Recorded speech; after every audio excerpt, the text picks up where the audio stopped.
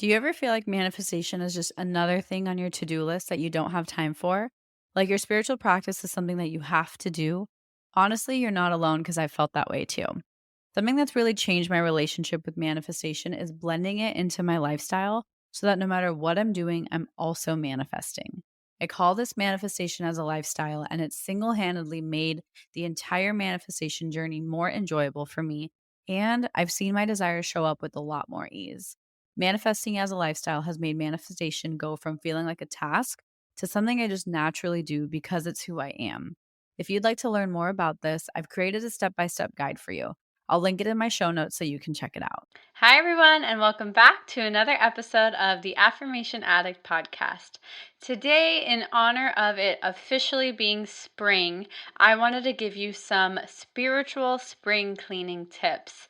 And basically, the idea is to give you some tips in order to make space and detoxify your life so you can make space for the new and allow new things to come into your life. So, I hope you enjoy this podcast.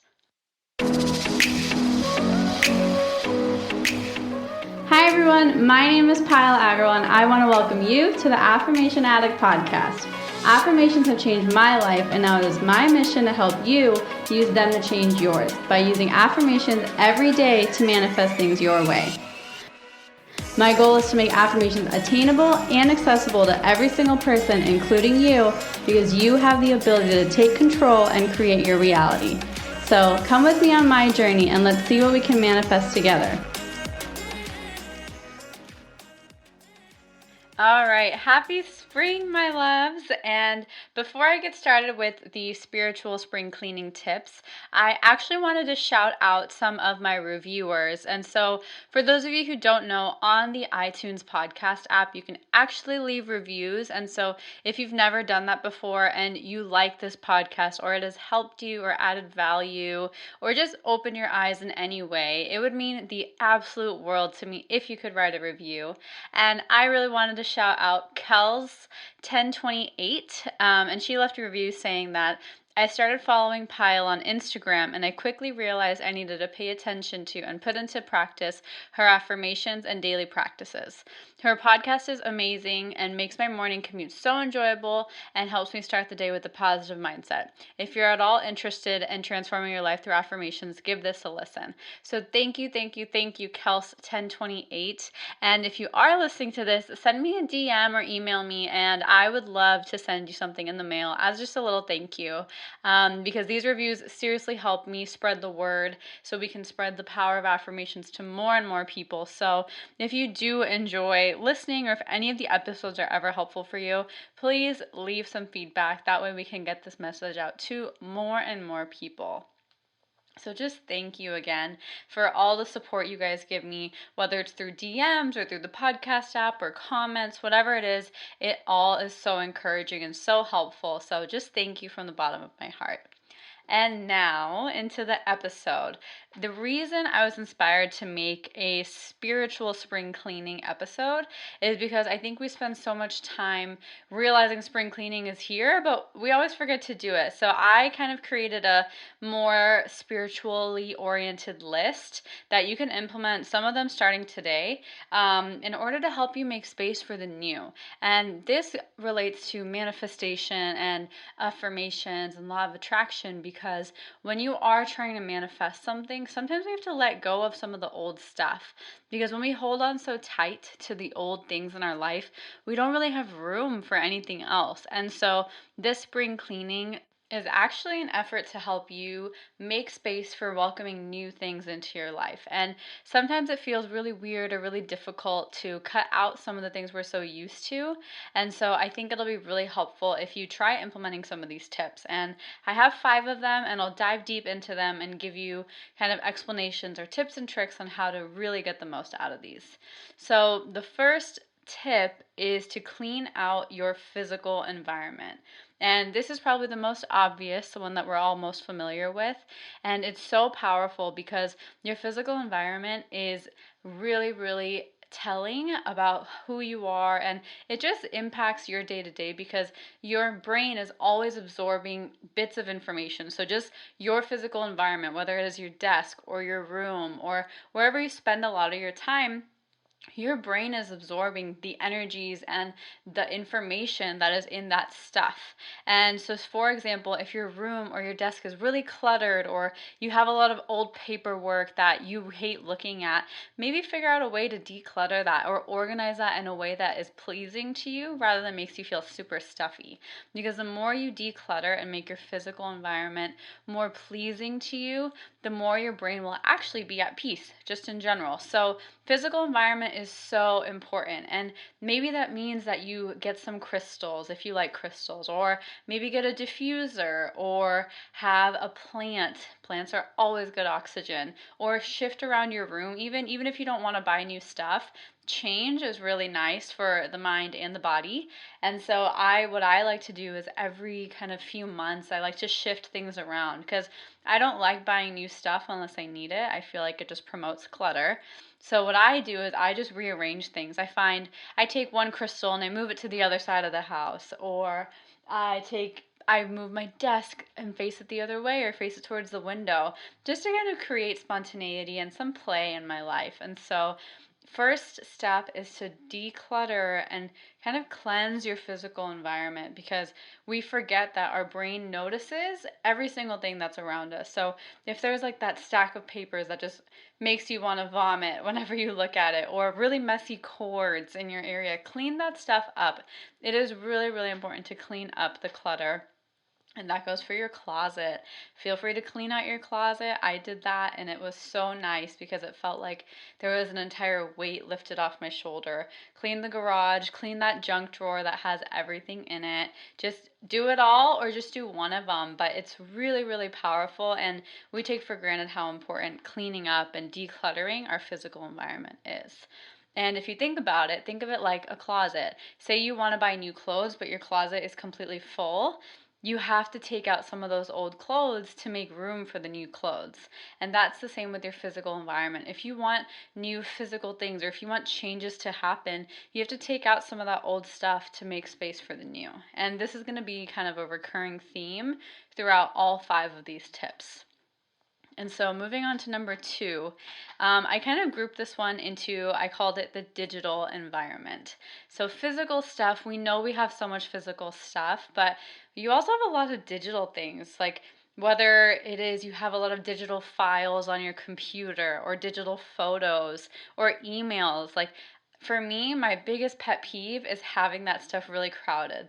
I know this was like kind of a trend, was having like inbox zero, like so having no emails in your inbox. And I can't tell you how many of my friends have like 1,000 unread messages, whether it's just spam, but you just never go through and clean it. And for me, that has been the most like peaceful thing for my mind, not because I'm OCD, but more so because knowing that I'm not behind on 1,000 emails. And so I highly recommend doing like a cleanse of your digital environment. So, for your example, your laptop. Take an inventory of what's on your laptop. Delete the old documents that just have no purpose. And honestly, it's really fun to do this because it brings back some memories. Like for me, I was doing this and I saw some of the old papers I would write in college, or my old resumes and all the different revisions I had. And I even like some of the stuff I had was from when I was really little, and I would open up paint. If people even know what paint is, I would open up paint and just draw on paint, and it was so fun. And I found some of my old pictures, and so it can be really fun, but also really cool to see what no longer serves you. I deleted a lot of my college work because some of that stuff brought me so much pain. And just it's like when you think of something and you're just like, dang, that was a really tough time. I deleted that because I didn't need that anymore. I learned what I needed to from that experience. I don't need to keep that report just to keep reminding me of the pain I went through. So for your laptop, go through all your files, and even on Macs, there's some really cool features where it helps you and it shows you what takes up the most space. And so go through and delete all of that. And next digital thing is our phones. So for me, I'm guilty, and this I still have not done. I have at the moment about 20,000 photos on my phone, and I know I don't need all of them. Half of them are probably duplicates.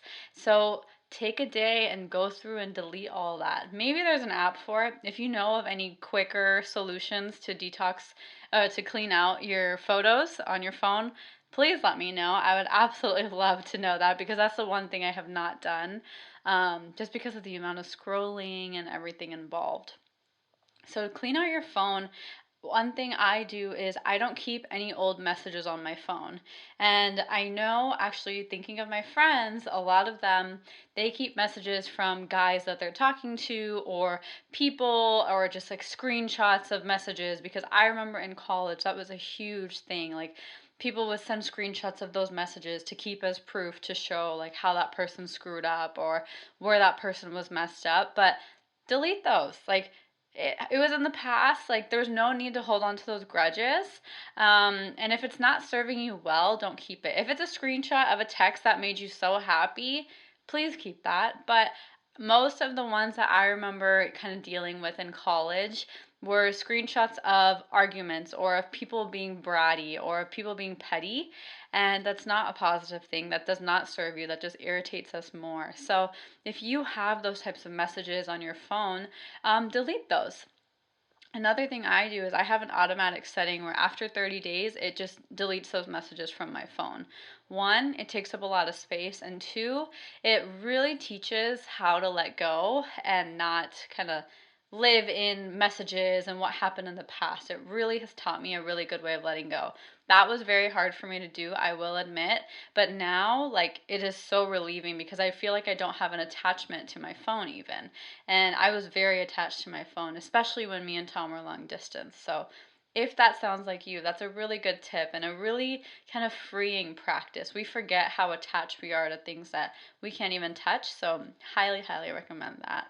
And lastly, the one I could think of with digital environment is your emails. I know I mentioned this, but we have so many spam emails. We have so many kind of email lists that we're on or unintentionally on. And if it's not making you happy and you don't like it, unsubscribe from it. I know there's apps that combine those types of email lists for you, like the spam ones.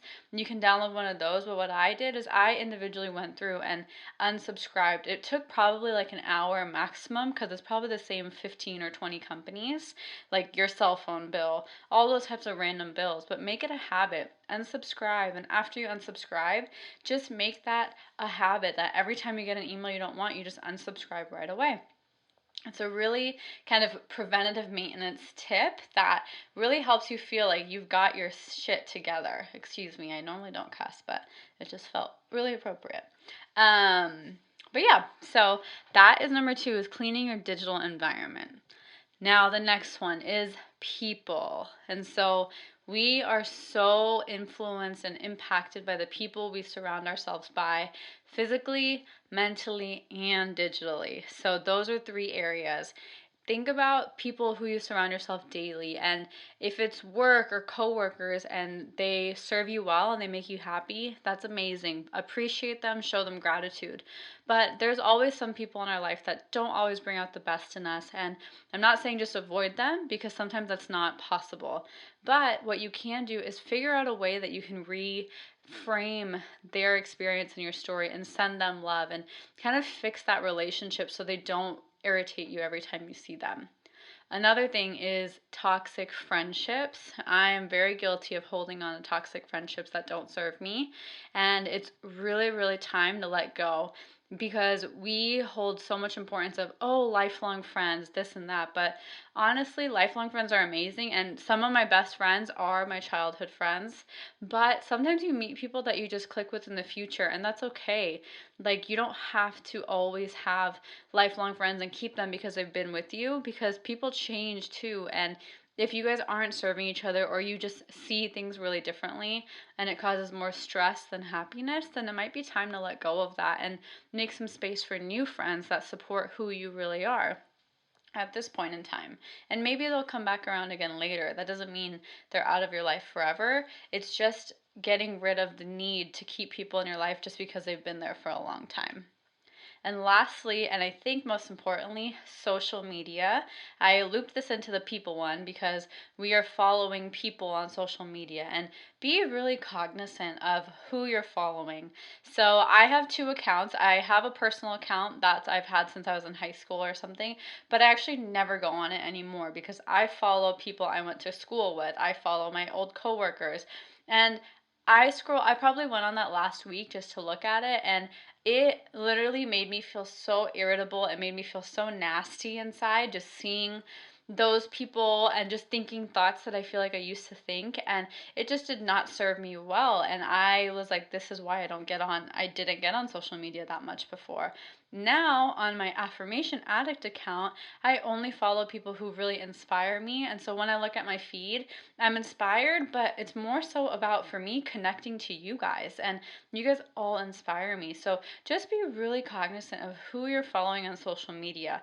And I remember, and I forgot about this, honestly, it was such a big deal if I'm not following someone back. But it's also like, it doesn't matter. Like, I don't like looking at your stuff, and it brings me weird feelings when you do. So I'm not going to follow you back. Like, have the power to say, like, I don't like looking at your stuff. And when you look at someone's stuff and you just judge them, we all have those people.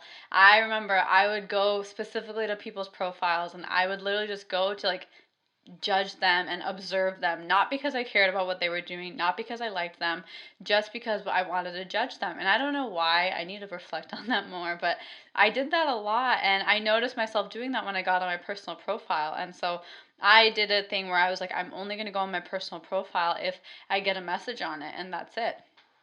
And so I don't go on there anymore at all. And on Affirmation Addict, I only follow people who really inspire me, because it's really important. That's the information we're absorbing every single day for Instagram and Facebook. I need to do this, but on Facebook, I have friends from high school, and they're just so unaligned with who I am now. And that's okay. Like, they're on a different path, and they're just not, like, we're not even friends anymore. So I don't want them seeing that stuff. So I do need to go through and unfriend them as well. And it doesn't mean I don't care about them. Like, they can still message me. Like, I just don't want to see what's going on in their life. So be really, really kind of picky with who you give your attention to on social media, because we tend to follow people who don't serve us or don't bring up the best emotions in us because it's dramatic and it's fun and it's juicy. But those feelings will only go so far. They're not that exciting, and they're not that fulfilling. And over time, they just get old. And so, whether you're following celebrities that you like knowing about their gossip, that's fine. But is that really serving you? That's your decision to make. So, go through and take inventory of your friends and your following, and see if it's really what you want to be seeing every single day. Because that's the type of stuff your brain is going to be attracting into your life, the types of thoughts you feel and the types of things you're seeing. So be really picky.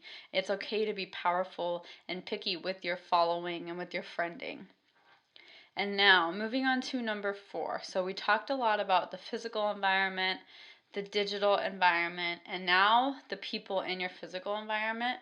And now it's time to focus in and talk about ourselves. And so, I really want you to take a little bit of time and reflect about some things that you do that just don't make you feel good. And it might just be an old habit. It might be something you feel like you have to do and you keep doing it, but you dread it. Whatever it is, think about the habits that you have in your life at the moment that don't make you feel good. For some people, that's when they drink alcohol. They drink it because it's social, whatever, but after they don't feel good. For some people, that's eating a lot of sugar. I personally really like sugar. Like, I like sweet stuff, but if I eat a lot of like cane sugar heavy things, I feel really sick afterwards. And so for me, I try not to eat too much sugar, not to be healthy because I love desserts, but more so because I just don't feel good after.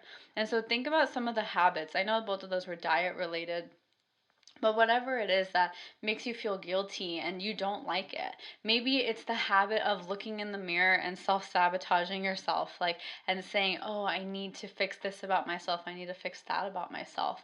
So, whatever habits that you have in your life that you don't like and that you're not the most proud of and they don't feel good to you, that's okay, but you can cut those out. What can you replace that with? What can you kind of override that with to make you feel good? Like, no one is forcing you to do anything. And maybe you do feel like you're obligated to do something, but let go of those obligations. I used to have really big obligations towards my family, and not my parents necessarily, but more extended family. And I realized, like, it's my choice. That was what I want to do. Just because it looks bad that I don't want to talk to them or I don't want to do this, that's fine. Like, they don't treat me well sometimes either, and that's a two-way street. I can't just do it because of the social norms that I have to have a really good relationship with every single individual in my extended family. So whatever those habits are, whether you hate the fact that you keep texting your ex-boyfriend, cut that out, delete his number, take that action. Because a big thing we forget is with making space and manifestation and all this stuff, you do need physical action, because you need physical action because you're living in a physical world. If you were just floating around in space as a little ball of energy, you might not need that physical action. But right now, you're a human being on earth in the physical world, so you've got to take physical actions to spark some change and to make those transformations. So don't take that lightly. It's really, really powerful to just make small shifts in your life to what you really like. And lastly, and probably my favorite, is detoxify yourself from those self destructive thoughts. I mentioned it a little bit about looking at yourself in the mirror, but think about the ways you are holding yourself back. Do you feel like you're not good enough? Do you feel like you're not living out your true purpose? Do you feel like you're not doing what makes your heart happy? Do you feel like you're holding back? What are the things that you don't feel like you're fully able to express yourself, and let go of some of those self destructive thoughts? Give yourself a break. Give yourself the credit that you are doing exactly what you're supposed to do. And today, right now, you're already listening to this podcast. You're already making that shift.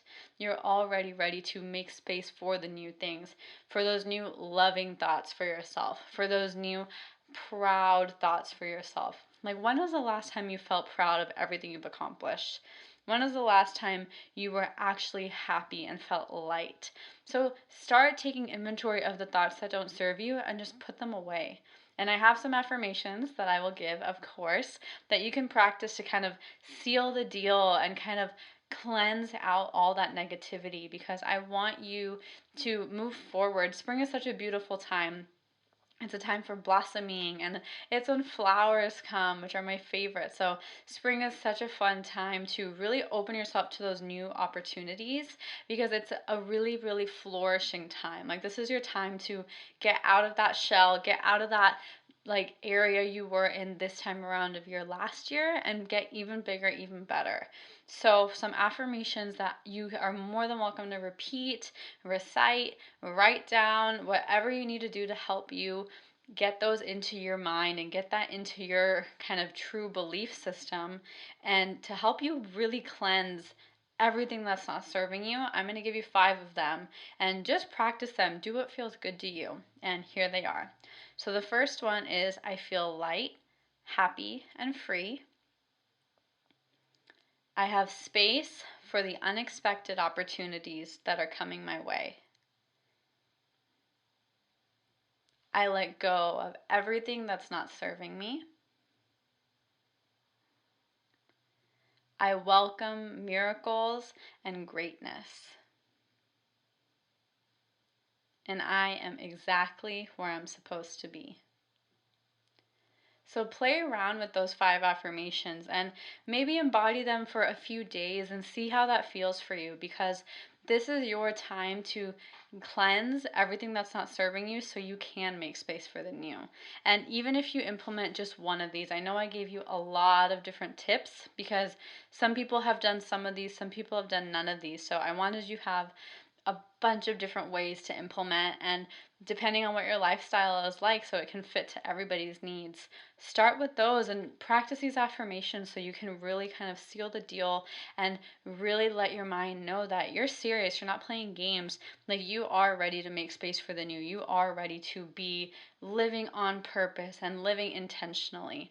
And so that is what I really wanted to provide you with, was just tips that you can actually use to cleanse your life physically, energetically, emotionally, and all of that. And cleansing can be tough, and so be gentle with yourself. Give yourself time and don't put yourself on a timeline, but have fun with it too. And you can make little rituals out of it. Like if you like burning things, or if you like saging things, or if you like just showing gratitude to those things because they were in your life and they served some sort of purpose up until the moment you discard them. So have fun with it. Do what feels good to you. Play around with these. And if you implement even one of these things, please DM me. I would love to hear in what ways you are providing yourself with some spiritual spring cleaning and getting rid of some of the toxins and anything that's not serving you. So if you do any of these, please send me a DM, share it with your friends, and as always, just thank you for being here and spending some time with me. I absolutely love sharing these tips with you, and if you enjoyed, feel free to rate, review, subscribe. If you haven't done any of the above, please do so. It's so helpful. So thank you once again and have a beautiful day ahead. I'll talk to you soon. Bye. That's all I have for you guys, and I just want to say thank you again for spending some time with me. I really hope you enjoyed this episode, and if you did, head over to my social media. I'm on Instagram, Facebook, and Twitter, or go to my website if you want to subscribe to my email list, which is affirmation-addict.com. I cannot wait to hear from you guys, and I will talk to you guys super soon. Have a good one, you guys. Bye.